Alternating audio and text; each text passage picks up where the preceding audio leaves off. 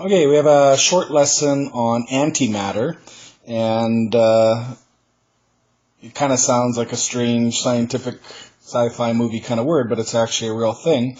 And in 1928, Paul Dirac was using other people's works and Einstein's ideas, and he came up with an odd formula that sort of sounded weird, but his idea was that if an electron exists, then there should also be a positive particle with the exact same mass.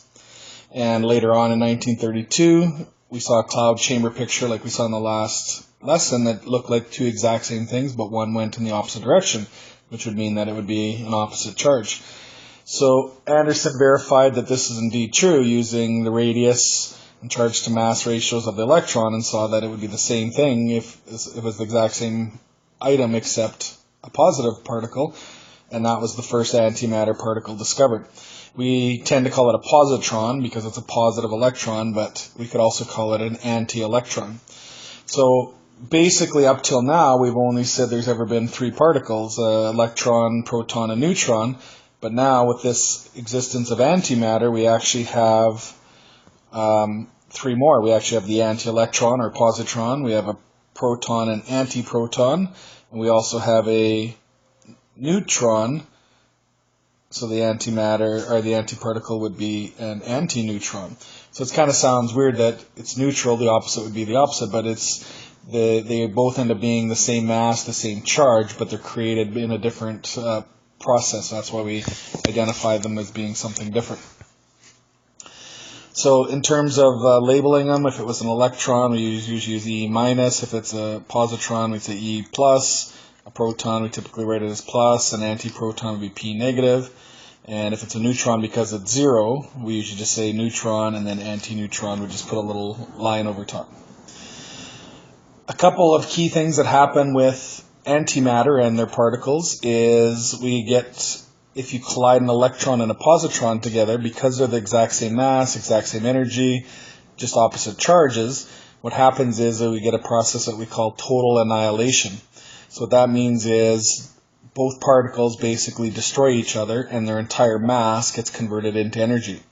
And that energy then gets released as an EMR radiation. So this first example, it says particle and antiparticle annihilation happens in stars. One such reaction is when an electron and a positron collide and they produce two identical gamma photons. So the question's asking what is the energy of one of these photons. So basically we have the electron and positron colliding, so the charge is good, right? We have a positive and negative, so conservation of charge still occurs. But our energy then, we could calculate it by just using E equals mc squared.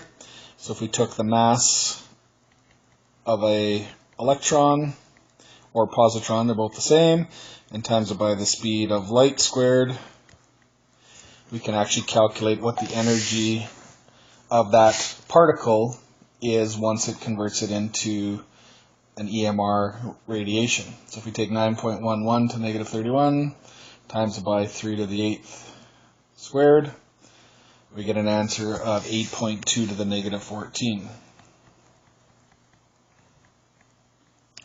So 8.2 to the negative 14 joules is the energy of the photon, and if we wanted electron volts, we could divide that by the charge of an electron,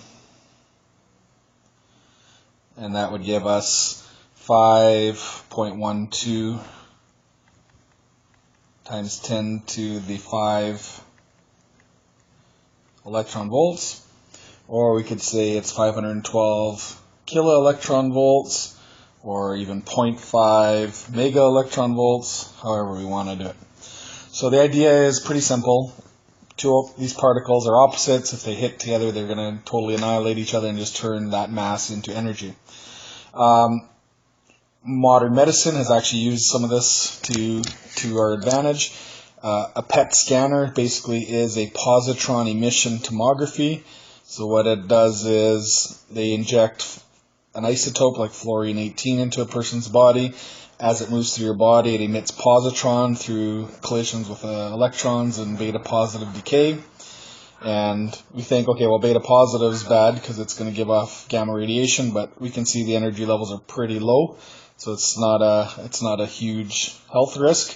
But the idea is, as these rays are leaving the body, they have detectors that spin around the person, and they can actually map out a 3D picture of what's going on inside. So something like a knee or whatever, they can get a pretty good diagram.